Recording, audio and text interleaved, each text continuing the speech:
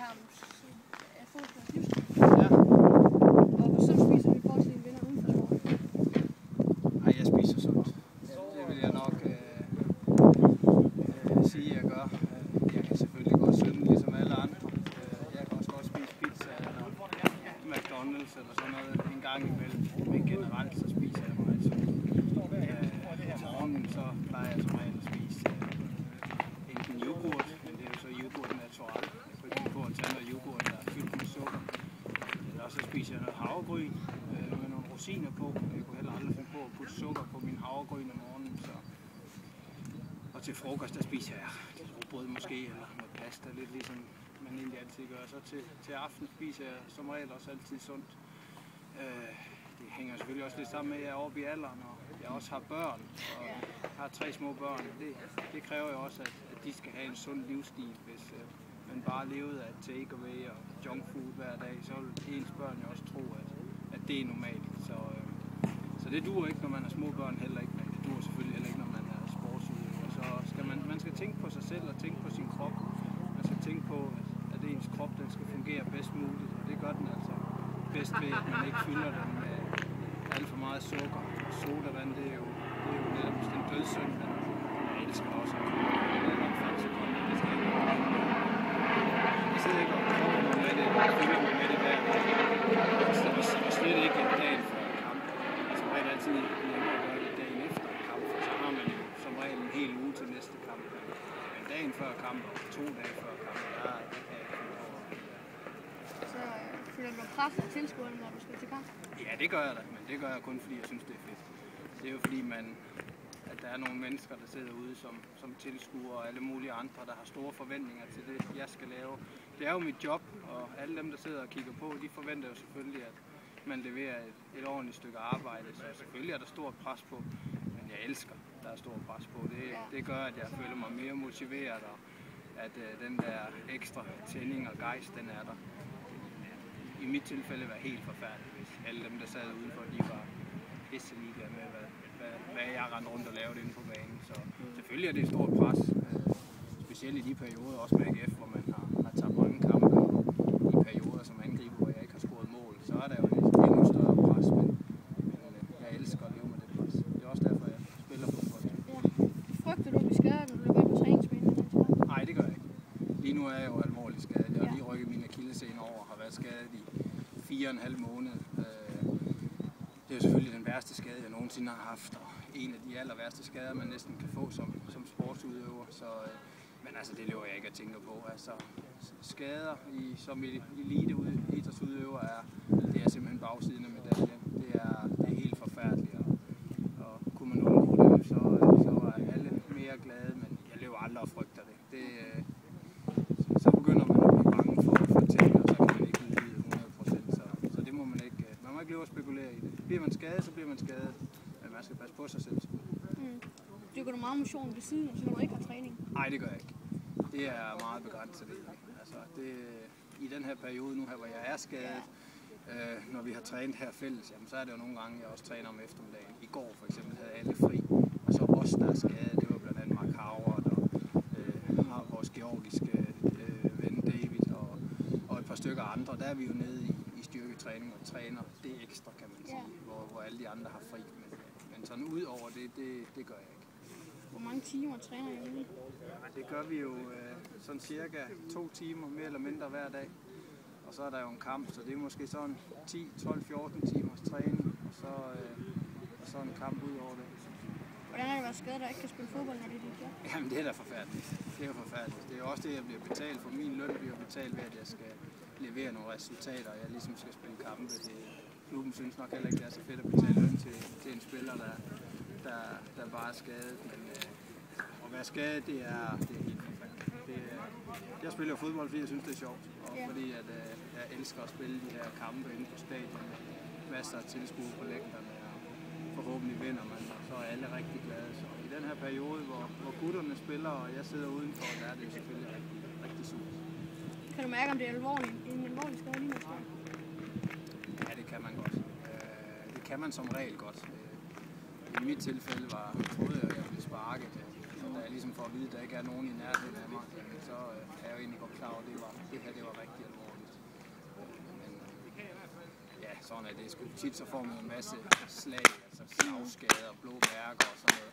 Der kan det godt være lidt svært at vurdere, om det simpelthen er et vride, for eksempel i et knæ, eller vride i en ankel, om der er noget ledbånd, der lige har forstrukket sig lidt, eller om det bare er et spark. Så sådan lige sekundet og de der 3-4-5 sekunder efter på træningsbanen for eksempel, eller kamp, så kan det godt være lidt svært at vurdere, om man har brækket rundt, eller om det bare er et spark. Og det er sådan noget rigtig alvorligt, ligesom da jeg rev min akillescene over, der er man ikke sådan. Hvad tænker du, når det sker? Jeg tænkte, det var selvfølgelig bare noget forbandet pis. Altså, jeg tænker bare, det er sådan set ikke. Man tænker jo lynhurtigt på at karrieren den muligvis er slut, og at man måske aldrig kommer til at spille fodbold mere. Det er næsten det, der er det værste, fordi så er det jo lige pludselig, at savnen ved det, man synes er sjovt, det lige pludselig bliver taget fra en. Det er trods altid noget nemmere, noget rarere, hvis det er en selv, der tager beslutningen om, at nu gider jeg ikke at spille fodbold mere, eller nu gider jeg ikke et eller andet. Men at det lige pludselig er en skade, der måske gør, at man ikke kan mere. Det er sådan lidt en forfærdelig situation. Man vil godt helst selv tage den her beslutning om at skal stoppe. Hvad spiser du på en kampdag? Jamen, jeg spiser helt sikkert pasta. Og det gør jeg cirka 4 timer før der er kampstart. Og spiller vi kamp kl. 3, jamen så spiser jeg pasta allerede kl. 11, eller er det før, er det nogle gange kl. 2, jamen så spiser jeg bare pasta kl. 10. Det er nærmest til morgenmad. Og det er bare en ordentlig portion pasta. Længere er det sådan set ikke. Der skal fyldes nogle kulhydrater og noget energi i kroppen. Men der, hvor det næsten er mest vigtigt, det er faktisk 2 dage før kamp også. Spiller vi kamp om søndagen, jamen, så er fredag også rigtig, rigtig vigtigt. Det er ligesom der, du sådan kan rigtig fylde depoterne op. Og så dagen før om lørdagen er selvfølgelig også vigtigt.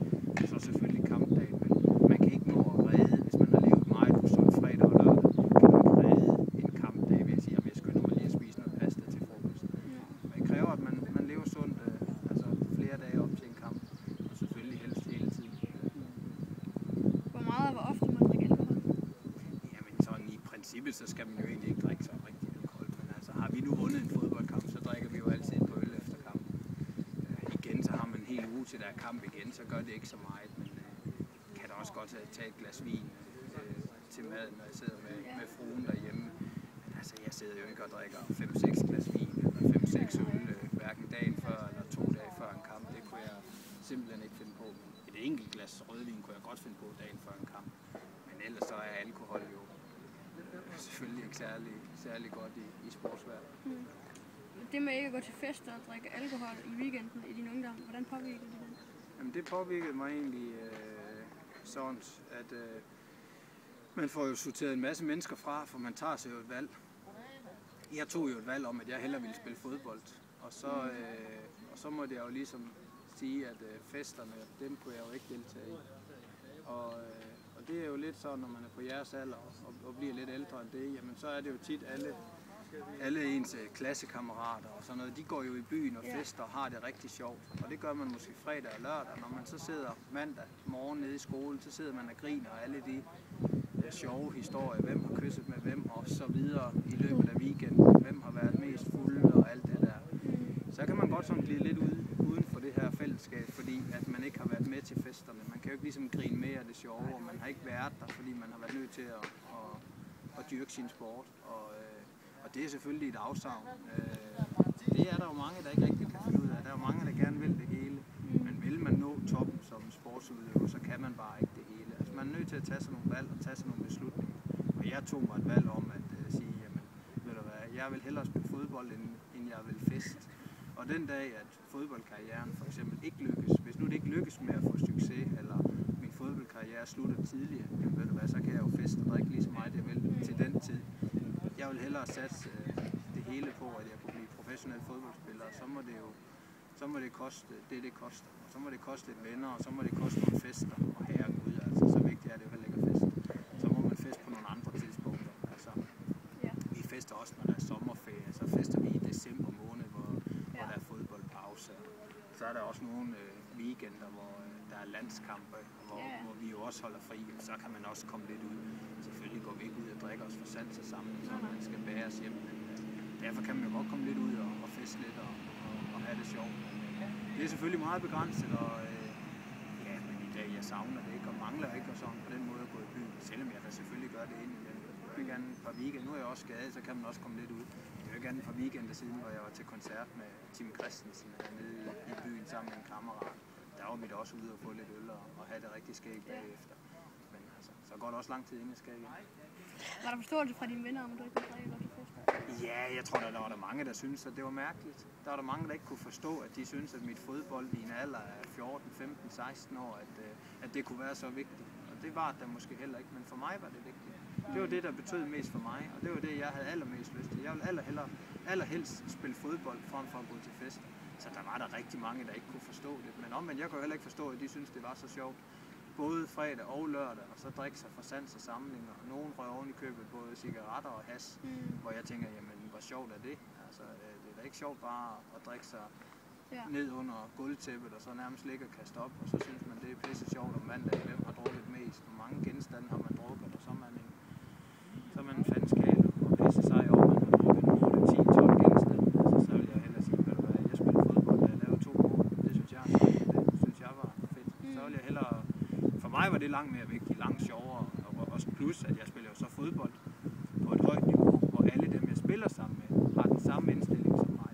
Så kan det godt være, at mine klassekammerater og de andre, at de sådan glider lidt længere væk fra mig, men jeg får jo også lige pludselig 10, 12, 15 andre kammerater, som deler den lyst til at spille fodbold hele tiden på højeste niveau, og helst vil vinde hver eneste gang. Jamen så kan jeg jo dele det med dem. Og fra den gang har jeg jo også flere venner, altså inden for fodboldverdenen, fordi vi jo har samme interesse. Fortrød du nogensinde det valg, da du var ung? Nej, aldrig. Jeg vil gøre det igen. Altså for mig er det ikke særlig vigtigt at spille, eller gå til fester og lave alle de andre afsavn. Altså for mig var der kun én ting, det var at spille fodbold, og det var det, jeg allerhelst ville. Og det lykkedes, så det vil jeg gøre igen til hver en tid.